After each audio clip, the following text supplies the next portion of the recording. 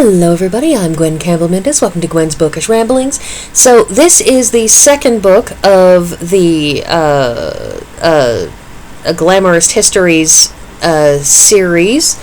I will probably, because it's been long enough since I recorded the first video, I don't recall, but I will probably be reiterating that I will not be finishing the series because I didn't have so much of a liking for the last book. It was fine. Anyways, about this one. So the first book in this series is definitively, effortfully imitating the Jane Austen formula. There is in the end of the first book a duel in effect. Dueling is, I believe, illegal by this point in time, but whatever. There is efforts at murder in this, which is not really a Jane Austen sort of thing, but it's basically just a whole lot of social back and forthing. This book, however, Glamour and Glass, the second book in the series, decides to dispense with, in my opinion at least, just about everything Austen except for the period.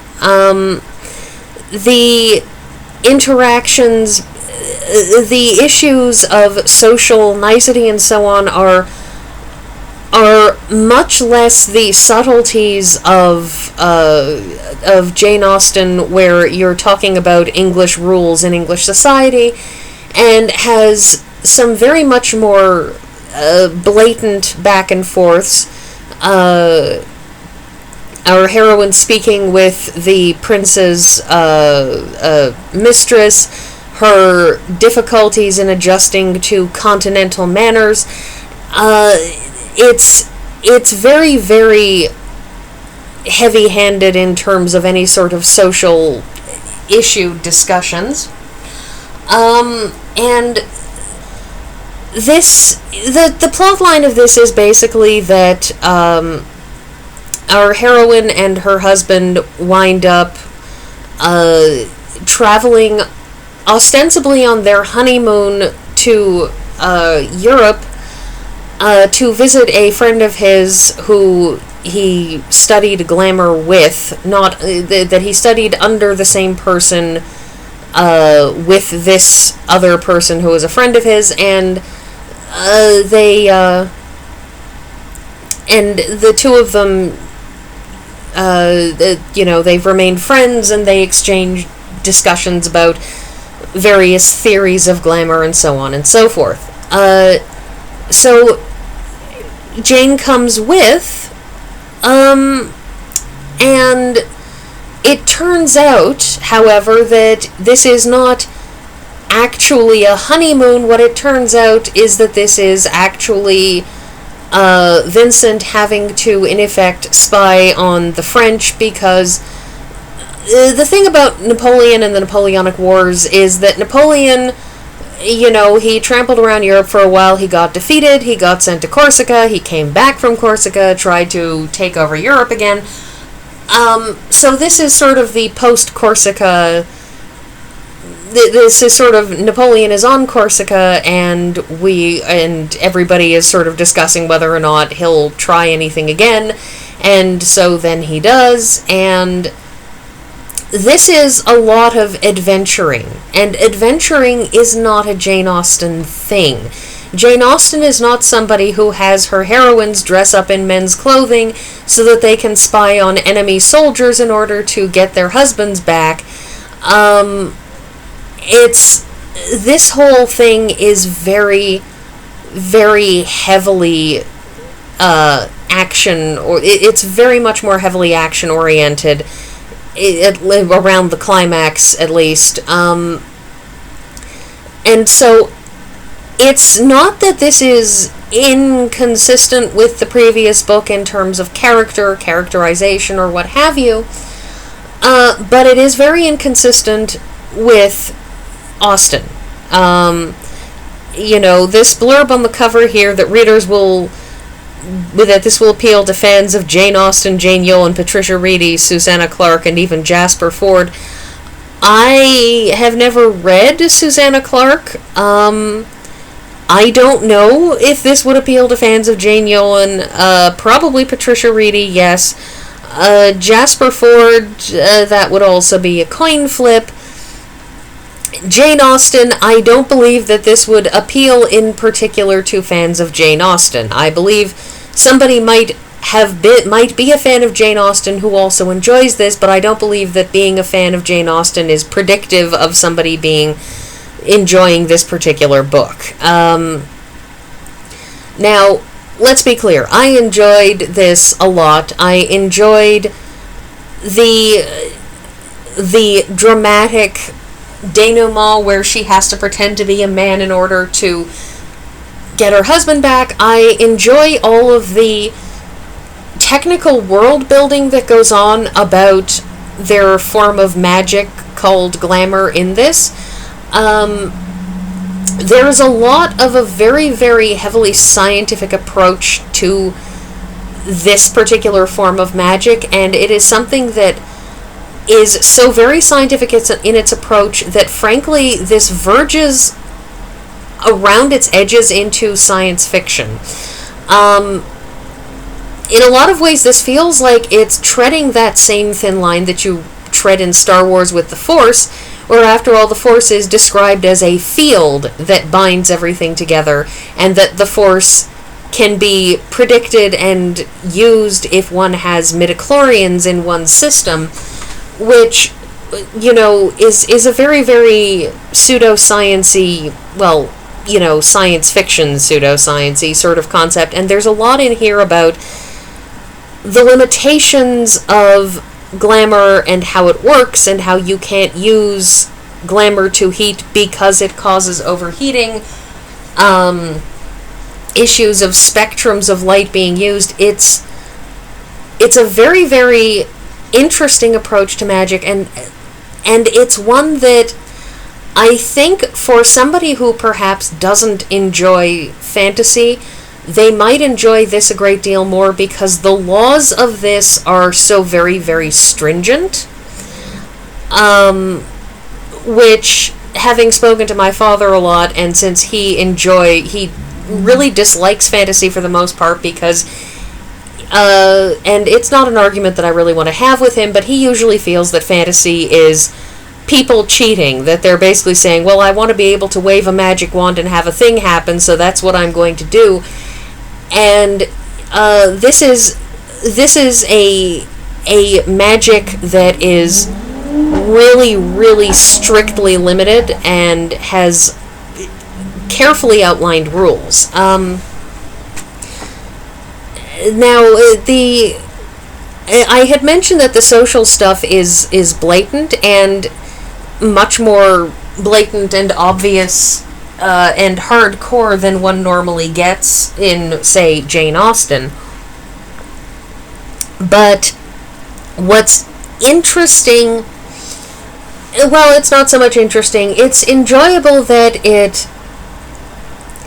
hits on that unusual position, that a mentality that those of us who are of the 20th and 21st century may not always quite catch up on, which is that headspace of sudden discovery of the limitations of a woman's life, that our heroine is, well, she feels rejected and left out of a lot of things when, the men leave to discuss.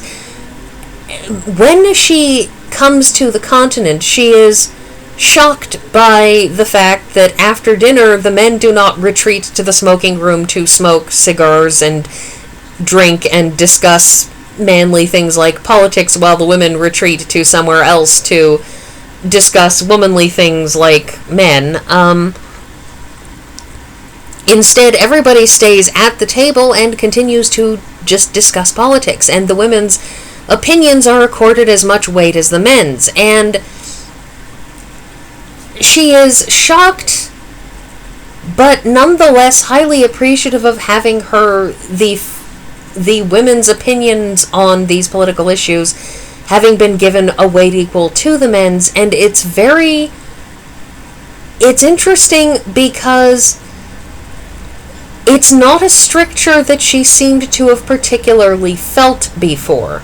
That it's almost one of, that in a lot of ways, the freedoms that she has, like those brief moments when she puts on men's clothing, the first time she does it is because you can't wear muslin too near a glass-blowing furnace because you don't want your muslin to catch fire, because, shockingly, liquid glass is very, very hot. And so she is offered the opportunity to wear men's clothing specifically for the purpose of being in that close.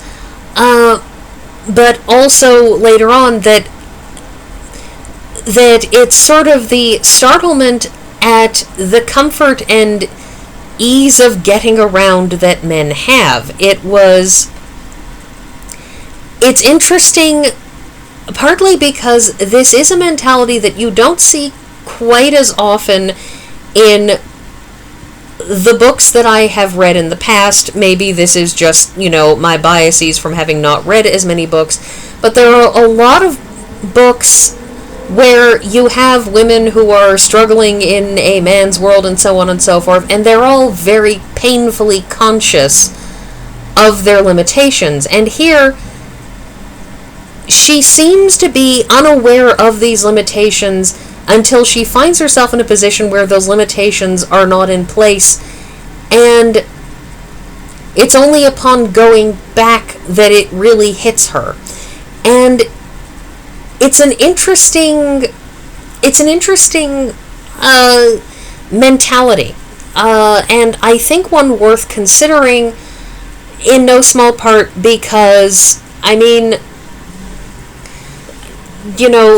it's one of those things where one always has social or what have you limitations that prevent you from doing particular things, but if you don't want to do those things, then that limitation doesn't exist for you because you didn't want to do that thing anyways. For example, I could never be a Prime Minister of the United States, President of the United States, because I was not born an American citizen. I can't. It's the rule. You can't be president unless you've been born an American citizen. However, I don't want to be president, so this particular limitation means nothing to me. It doesn't limit me in any way because it is not a thing that I want. Likewise, a woman who doesn't want to be anything but a housewife will never feel limited by glass ceilings in workplaces because she doesn't want to break them. It's not of interest to her. In this case, our heroine has never been, one feels, in a particular position to want to wear trousers, has not been in a particular position to want to be involved in political talk. And so it isn't until she finds herself having been in a situation where these things come up, where she got to try them, and then took them back, that she feels this is an extant limitation at all. And I always think that it's a really, really interesting point to look at. If, like I said, if you don't want a thing, or if you have never considered a thing to be something that you would want, then you're not going to feel it as a limitation if you can't have it. And that's sort of one of the most interesting things. Her relationship with her husband is, of course, delightful, but for his, somewhat ham-handed efforts to distract her from all of his spy work, which eventually just leads her to believe that he doesn't trust her, and she breaks him down, and he confesses that he is doing Secret Service work, and it's it's a bit of an awkward scene. It's a completely valid and understandable and realistic, and I have no problem with it, scene, but it's a little bit awkward, one suspects, for him. Anyways, I don't think I have all that much else to say, so that is everything, and I will see you all next week.